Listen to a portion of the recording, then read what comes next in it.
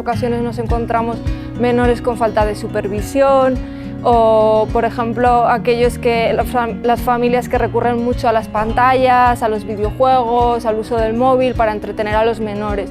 Y esto a medio y largo plazo pues tiene consecuencias, por ejemplo, en el desarrollo del lenguaje o a nivel de regulación emocional. Estem en el servei de la barriada i la barriada ho sap.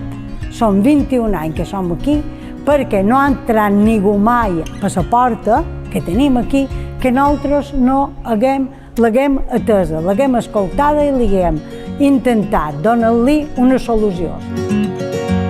Que fem ajudar a que tots siguem més normal, que tots tinguem més possibilitat per poder viure en pau, en tranquil·litat, com a persones dignes, en dignitat.